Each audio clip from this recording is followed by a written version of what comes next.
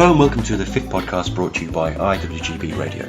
I'm Cathal Sheerin, I'm the press person at the union, and I'm responsible for this podcast. We've got some very interesting news coming out for you this week. We'll be talking about last month's big news. That was the vote by foster care workers to unionise with the IWGB. We'll hear about pay problems facing members of the cleaners branch who are currently employed by Kingdom. And we'll get an update on developments regarding ICE at the University of London. We'll also hear a little bit about English language classes provided to our members courtesy of the Sadiq Scholarship. First up, foster care workers. September witnessed an historic vote by UK foster care workers to unionise and set up their own chapter with the IWGB. The packed meeting at which this vote took place was organised by the union at the Houses of Parliament. Just before the meeting, I asked one foster care worker to give me an overview of life working in the sector. Okay, well, I am a foster carer and I've fostered for 24 years. I was a teacher and I married into fostering as opposed to going through a more conventional way into fostering. But adding on from that, because I look after 5 children at home, I can't work full time. So having tried working for a local authority as a virtual school head, being responsible for the education of children in care, I'm now self-employed, which means that I meet lots of foster carers because that's my area of expertise. So I work with foster carers and I sit on fostering panels which agrees whether foster carers can be foster carers or not. So that's my experience. What is the exact employment status of foster carers in the UK? We have no employment status officially. For tax purposes we're self-employed, but actually many contracts actually state in them, or many fostering agreements rather than contracts state that we have no employment status. So there is nothing, and it's very confused. And how does one enter the foster care industry? I mean, what's the process to become registered, accepted? Well, what you have to do first is to decide that you want to foster and approach either a local authority or an independent fostering agency who will start a process of a very in-depth interview, going into almost every aspect of your life, taking references, looking at your past history, which goes as far as looking for references from past partners or past spouses. Mm-hmm. So it's very intrusive. At the end of 6 to 8 months, then they make a decision which is ratified by a panel, and you become foster carers then if you're successful in going through those. And what sort of what sort of financial and family difficulties can you face by being a worker in the foster care sector? It's very variable because although we do get allowances for the children, which is meant to cover all the money that they would cost us, it doesn't. Some of us get fees, but those are not paid if the child isn't with you. So if you have a break because the child has moved on to another placement, has turned into an independent placement, you won't get any money, and everything's controlled by the local authority finding another child or another children to live with you. And are rules consistent across the UK, or do local authorities act differently? Absolutely not. Rules are totally different right across the UK in very different ways. So one local authority will do one thing, another local authority will do the other. And over the top of that, approximately half children in care aren't looked after by foster carers within the local authority. There are agencies as independent companies that take foster carers in, so you get inconsistencies there. Mm-hmm. The job we do is the same. Mm-hmm. It's just that people go to different types of fostering agency or fostering service because they want a different thing from it. Can you tell me a little bit about the rights and the benefits that you're denied by your status as a, inverted commas, self-employed foster carer? Well, because we're technically self-employed, the local authorities don't have to provide us with anything. So I was sick for most of the summer, but we had to carry on because the children were in placement and we doubt whether they would have found anyone. But there was no sick pay, there is no holiday pay, there is no pension rights. You have to pay for your own national insurance contributions. So all those things are things we do. And are you hoping that there will be a vote to unionise? I would hope there would be something that would actually be able to join foster carers together so that their rights are respected, and respected in the same way right throughout the country, because that's not the case at the moment. I've worked in local authorities where sometimes you sit in meetings and you think they've forgotten I'm a foster carer because of the way they're talking. And we should be professionals around the team because actually we have knowledge of the children that's far better than anyone else in that team. During the meeting, foster care workers raised some key concerns. One of these was being marginalised from decision-making processes about their own work.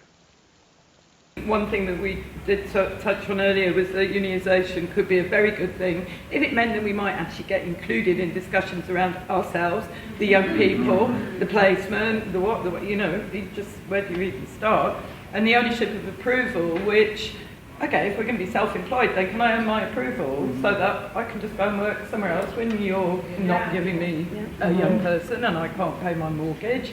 You know, bereavement leave you don't get, maternity leave you don't get. What are we? Another common complaint was bullying. Bullied by social workers, bullied by local authorities, not given the support, again, withholding placements, saying you need extra training, just dragging it out, just making you feel like rubbish, really, isn't it? Not giving you the positive feedback, the positive things that you've done, and always focusing on the negative. And we do a fantastic job as foster carers. And they do. John Hendy QC, a legal big hitter and expert in employment law who has worked with the IWGB on a number of occasions, addressed the meeting. I spoke to him before he gave his speech. What is your role here today? What are you expecting from this meeting? Well, I just need to explain to the foster carers what the legal position of their engagement is, which is a very curious one because they're not employees, they're not workers, and they don't apparently work under a contract at all, which is a very remarkable situation and plainly intolerable. So the real question, I think, for the union and for the foster carers is how we go about redressing that to make sure that foster carers get their essential rights as workers. And there's a number of strategies that we need to think about, which probably we won't discuss here, but legal strategies. But the first thing, of course, is that they should get themselves organised in a union, because union pressure is always much better than legal pressure. Do you know much about what the different difficulties and challenges they face in their daily work? Well, one of them is, of course, that they are home workers, and therefore they're segregated from all the other workers. They don't work together in an office or a factory. And therefore getting together and forming a union and the notions of solidarity and all the rest of it that go with it make it quite difficult for foster carers.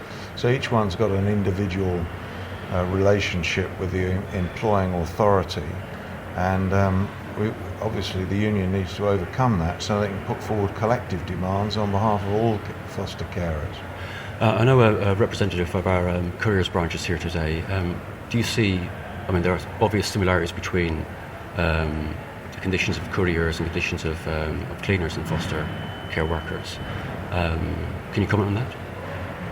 Yeah, this is one of the modern problems of employment, is that there's so much what the lawyers call atypical employment. That's to say non-standard employment, where the workforce is segregated into single units, which makes it very much easier for the employer to exercise power in every possible way, but in particular over terms and conditions of employment. So there's obvious similarities, but there are across the whole of industry, and not just in this country, but on a European basis as well. Also attending the meeting was one of Britain's most famous politicians, Labour MP and Shadow Chancellor John McDonnell. He spoke to the foster carers about strategies to be pursued in order to improve the conditions of their employment. So one of the issues is around making sure the union, working with groups of MPs, briefs MPs, members of the House of Lords and ministers, so that we raise the level of awareness about the plight of foster carers at the moment. That's the first step. The second step is, again, a bit organisational. With other trade unions and others, we've formed parliamentary groups. So groups of MPs on all parties who are interested in that particular subject, we bring together, and usually it is recognised by the Speaker of the House of Commons and Lords and by ministers, and you have access then to make representations. So again, what we can do is assist on that. Again, it's on a cross-party basis. If it's cross-party, it'll be that much more effective, and I'm sure in this particular field we can get that sort of support. The third element then is the point that John Hendy raised, In other areas where we've had issues where we need to establish legal status, we have promoted legislation. We did a Trade Union Freedom Bill a number of years running, and actually some of the issues that were put into that bill eventually were taken up by government and certainly opposition parties. So working through Parliament, briefing MPs, forming a parliamentary group, then promoting a piece of legislation. You do it as backbenchers. It's unlikely to get legislated itself, but what happens is government then looks at it and thinks there's an issue here, we'll take it on board when the next appropriate piece of legislation comes through. And in that way, we can establish, I think, the legal standing that you have, and also add to that the various rights that you should have. And I think that opens up an opportunity for you using the parliamentary system itself. The final bit as well is just using debates and other forms of mechanisms within this place to actually get the message out there more widely, both in terms of the general public through the media and also others that are working in the field. Because there'll be other foster carers out there who won't have heard about this, who should be knowing about it, and again, I think would want to participate as well. They're the mechanisms I envisage taking this forward. I just say, from my own personal point of view, just because of my own personal background, but also the work I've done with IWGB, and also because of the issues that you've raised today, I'll do everything I can to foster assist. The vote to unionise was virtually unanimous, and it received huge media coverage by, among others, the BBC, The Guardian, The Morning Star and The Huffington Post, in which I wrote an article described by one expert as the most accurate account of the situation. I was very pleased. When the dust died down, I asked Jason Moily, the General Secretary of the IWGB, for his thoughts about what had gone on and about next steps. The vote to unionise is a clear indication of the problems that foster care workers are facing every day.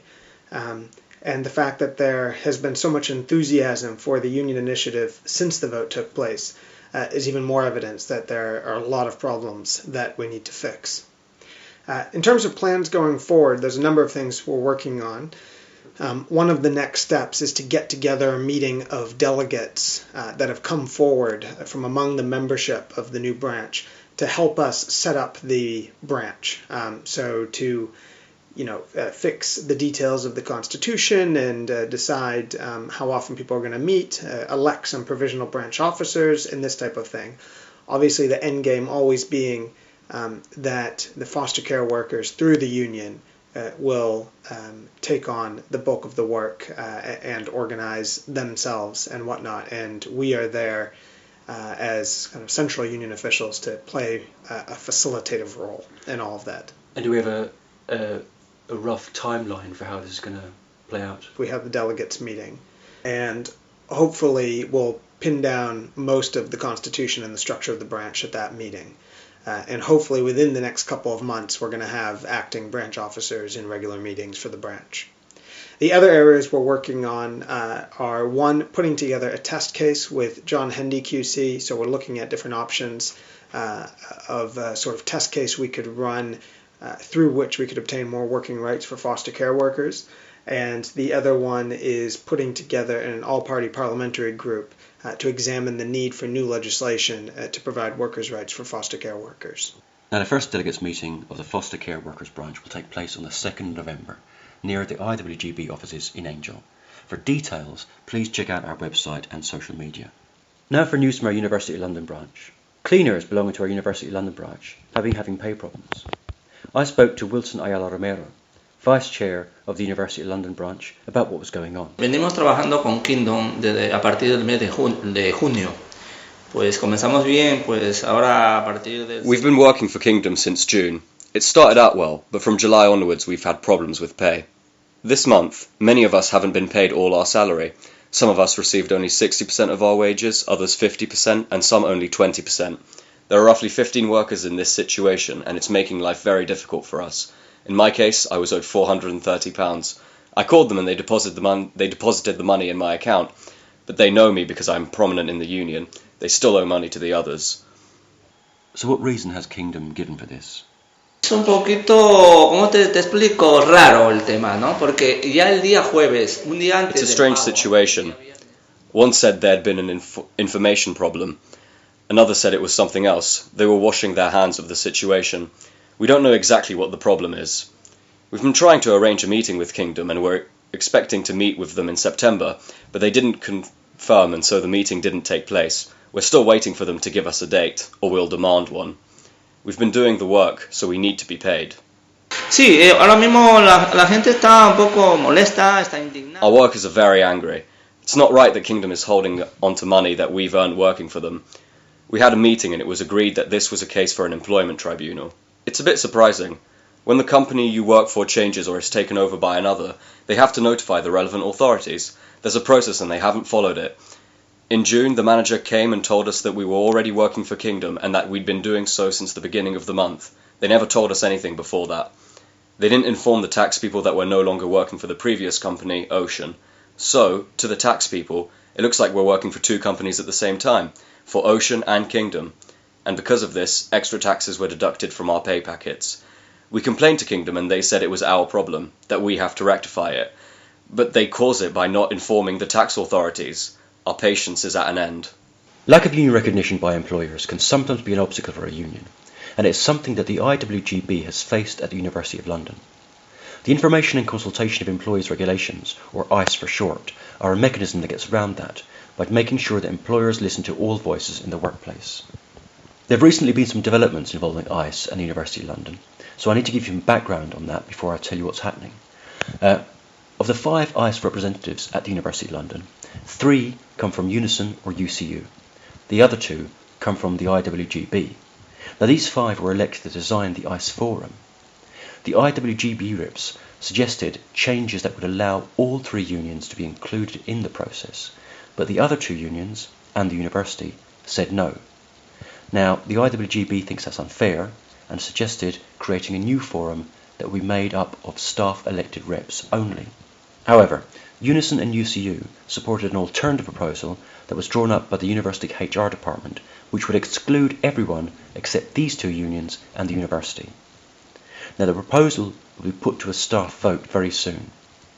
The IWGB is campaigning for a no vote, as this will force the university to negotiate.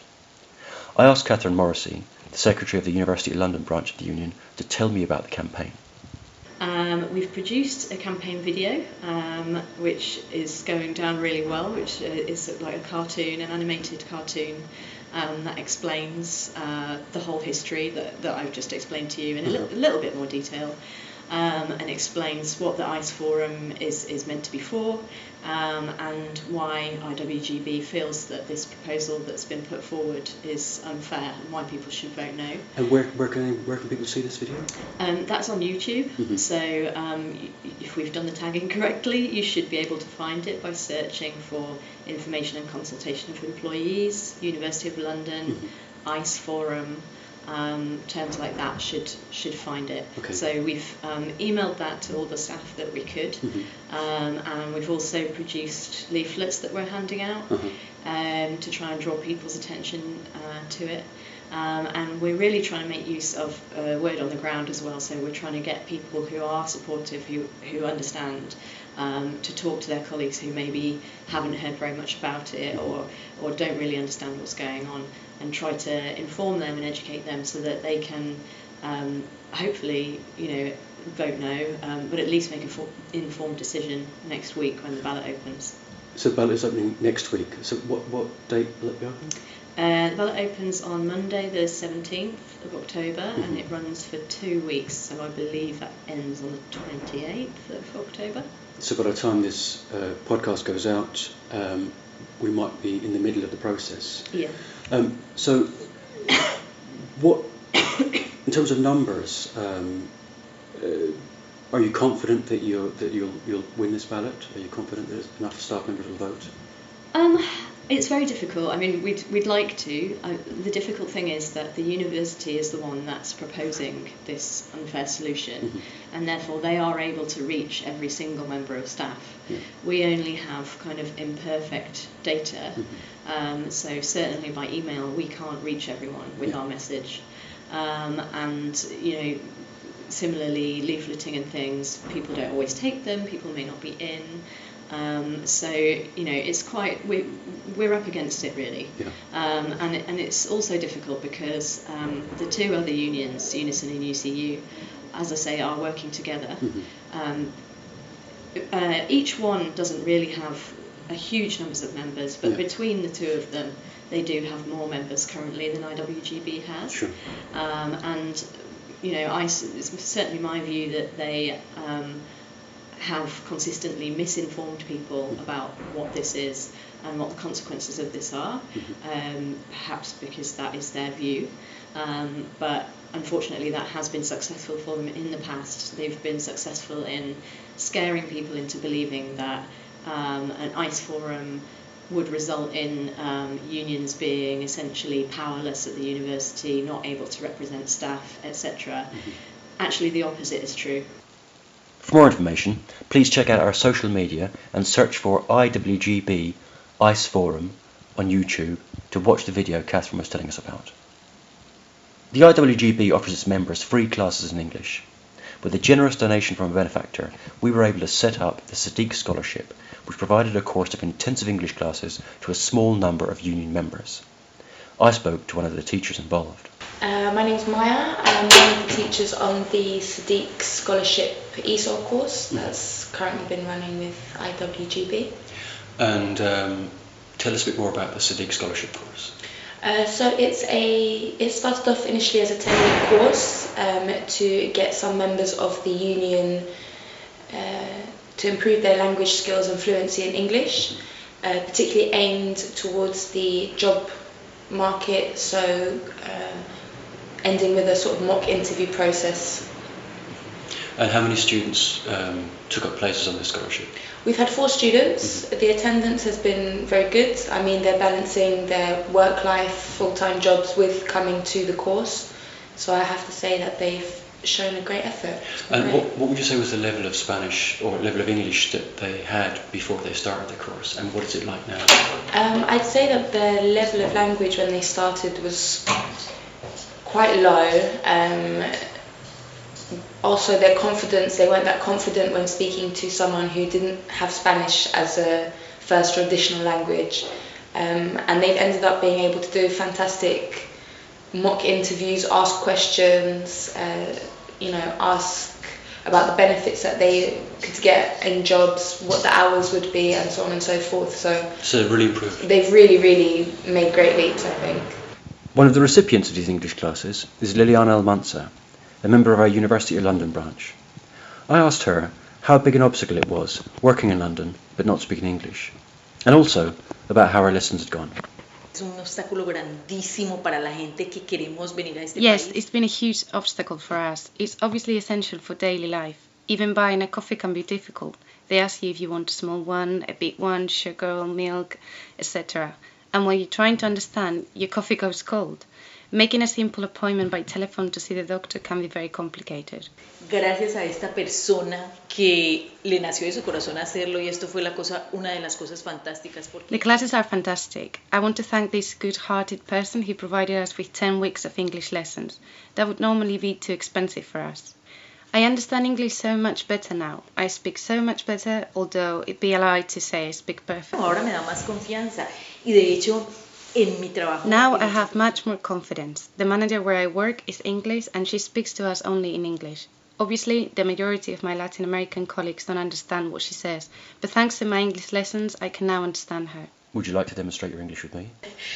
Claro, me encantaría. Si lo hago bien o no lo hago bien, pues eso ya me vas a perdonar, pero sí me encantaría. I love to. I don't know if I'll speak perfectly, so you'll have to forgive me. The classes that you took, they helped you a lot? Yes. Good. What was the best part of the classes? I like the new words during the course all day. I like the new words all day. So now you have your vocabulary is much bigger. Yeah, it's very good now. Well, congratulations. Thank you so much. Thank you for the interview. Thank you. And that's all for this podcast. Thanks for listening. Please share this widely, and for more information and news, please visit our website, which is www.iwgb.org.uk. Keep an eye out on social media too. We're on Facebook and Twitter. You can email us at office@iwgb.org.uk if you have any questions. Now let us know what you'd like to hear about, and we'll try to include it in our next program. Bye.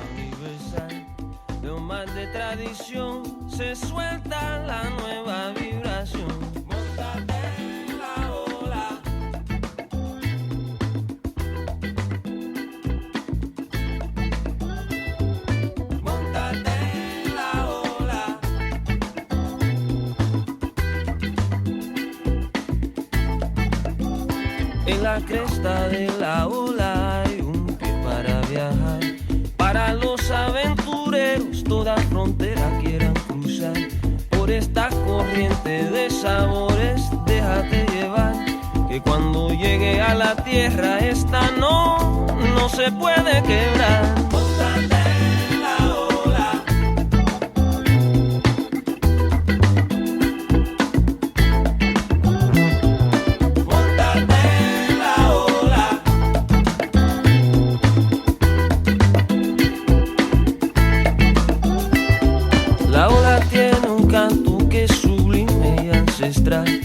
Como mantra repetida a tiempo existencial. Y si te sientas un ratico con paciencia a contemplar, encontrarás un secreto de paz que siempre, siempre llevarás. Móntate en la ola. Móntate en la ola. Respóndele al aire. Móntate en la ola. Hay para los aventureros que quieran llegar. Móntate en la ola. Siéntate un ratico y escucha. Ay, que te va a refrescar.